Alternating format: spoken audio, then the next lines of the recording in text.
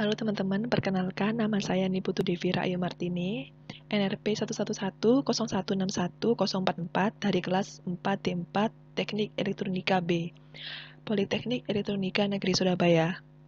Di sini saya akan membahas sistem keselamatan dan kesehatan kerja atau K3 dalam dunia pertambangan, khususnya batu bara sebagai tugas mata kuliah K3. Sebelum kita membahas poinnya, mari kita tahu apa itu pertambangan batu bara. Batu bara atau bahan bakar fosil adalah sumber energi terpenting untuk pembangkitan listrik dan berfungsi sebagai bahan bakar pokok untuk produksi baja dan semen. Namun demikian, batu bara juga memiliki karakter negatif, yaitu disebut sebagai sumber energi yang paling banyak menimbulkan polusi akibat tingginya kandungan karbon. Sumber energi penting lain, seperti gas alam, memiliki tingkat polusi yang lebih sedikit, namun lebih rentan terhadap fluktuasi harga di pasar dunia. Nah, di Indonesia sendiri ada banyak sekali perusahaan yang menjalani pekerjaan di bidang pertambangan batu bara, baik itu milik BUMN atau swasta, seperti PT Adaro Indonesia yang terletak di Kalimantan Selatan, PT Adimitra Baratama Nusantara yang terletak di Kutai Kertanegara, Kalimantan, PT Bukit Asam yang terletak di Sumatera Selatan, dan lain sebagainya.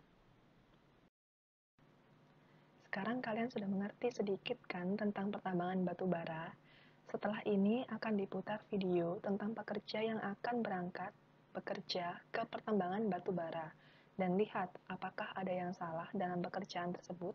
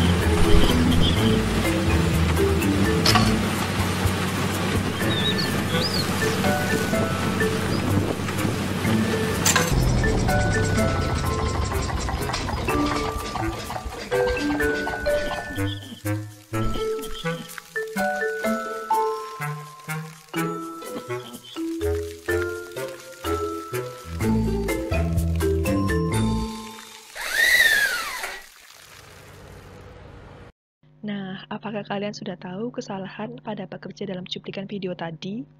Sebelum itu, agar mengetahui jawabannya, akan diterangkan tentang alat pelindung diri sebagai upaya pencegahan terjadinya kecelakaan kerja.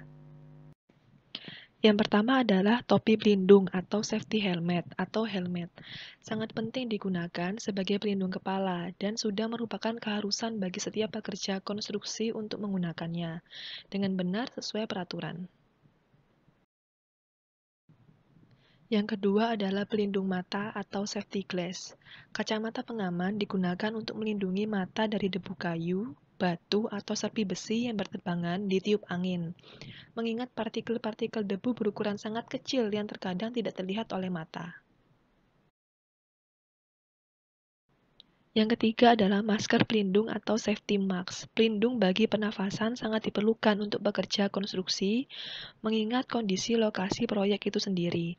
Berbagai material konstruksi berukuran besar sampai sangat kecil yang merupakan sisa dari suatu kegiatan, misalnya serbuk kayu sisa dan besi, dari kegiatan memotong, mengamplas, dan lain sebagainya.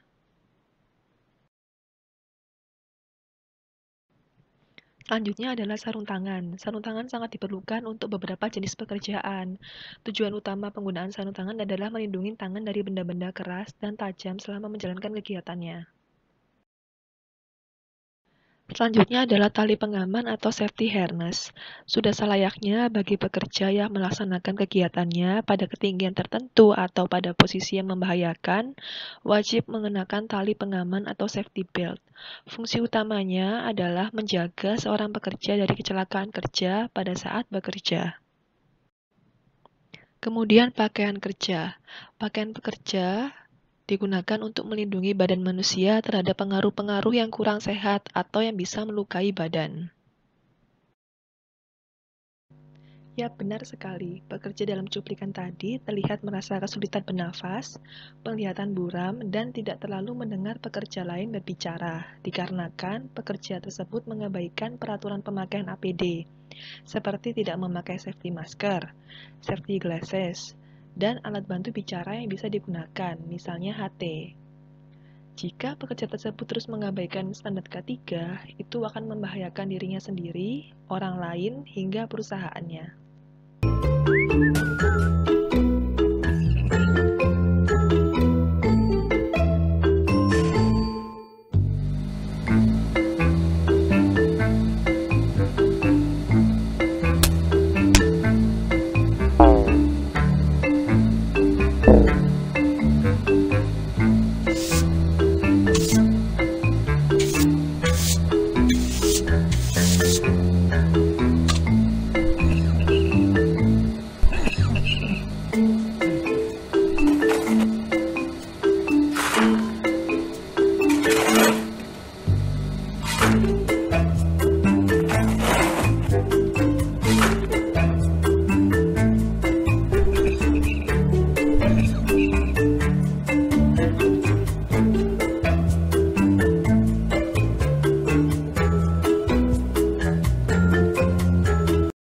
Nah, sebagai contoh penerapan K3 di salah satu lingkungan pertambangan, yaitu PT Bukit Asam adalah sebagai berikut. Ya, dalam website resminya, PT Bukit Asam telah mengklaim bahwa perseroan atau perusahaannya telah meningkatkan kegiatan preventif dan partisipasi seluruh pegawai untuk menerapkan aturan K3. Hal ini dimaksudkan untuk terus menekan tingkat kecelakaan kerja yang terjadi di lingkungan perseroan. Sepanjang tahun 2018, statistik kecelakaan kinerja dan kerja K3 di PT Bukit Asam adalah sebagai berikut. Terlihat bahwa terjadi penurunan tingkat kecelakaan kerja pada tahun 2017 hingga 2018. Terlihat bahwa tahun 2017 tingkat kecelakaan kerja berjumlah 4 orang dan kemudian turun pada tahun 2018 sebanyak 3 orang. Namun demikian tidak dengan halnya tingkat kecelakaan kerja dengan kategori ringan, berat, dan fatal. Terjadi penambahan satu tingkat kecelakaan berat pada tahun 2018 dibandingkan tahun 2017. Hal ini dikarenakan faktor lain, yaitu misalnya alat pelindung diri yang tidak dipakai, atau bisa juga memang pekerjanya yang keletihan saat bekerja. Pada proyek pertambangan batu bara di PT Bukit Asam, implementasi keselamatan dan kesehatan kerjanya atau K3 sudah berjalan cukup baik. Karena di proyek ini, penyelenggara pekerjaan perseroan telah meningkatkan kompetensi pegawai di bidang K3 dengan standarisasi atau sertifikasi pegawai tambang untuk memotivasi pegawai dalam semua jenjang manajerial, untuk menumbuhkan perhatian perilaku yang mendahulukan keselamatan dan kesehatan kerja. Selain itu, perseroan juga melaksanakan pelatihan internal mengenai K3 dan peningkatan kelayakan peralatan produksi dan penunjang kegiatan usaha sesuai dengan standarisasi atau sertifikasi peralatan atau unit. Juga dilakukan agar peralatan atau unit yang digunakan dapat menjamin keselamatan dan keamanan para karyawan ketika melakukan pekerjaan.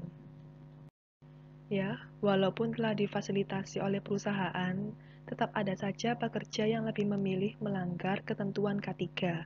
Ini yang menyebabkan kurangnya jaminan keselamatan kerja bagi para pekerja dari segi keselamatan kerja. Dapat dilihat dari hasil statistik kecelakaan kerja dan kinerja K3 di PT Bukit Asam. Pada tahun 2017, total ada 4 orang mengalami kecelakaan kerja, dan terjadi penurunan pada tahun berikutnya menjadi 3 orang saja. Ya, itulah penjelasan tentang implementasi keselamatan dan kesehatan kerja di bidang pertambangan. Banyak pesan yang dapat diambil dari cuplikan video yang telah disampaikan, seperti tetap mentaati peraturan yang ada, yaitu SMK 3, demi kenyamanan bersama. Akhir kata dari saya, Niputu Devi Ayu Martini, terima kasih yang sudah menonton video saya, dan Pak Budi Nur Iman sebagai dosen pengampu mata kuliah K3 ini, dan maaf jika terdapat salah dalam bertutur kata. Sekian dan terima kasih. Bye-bye.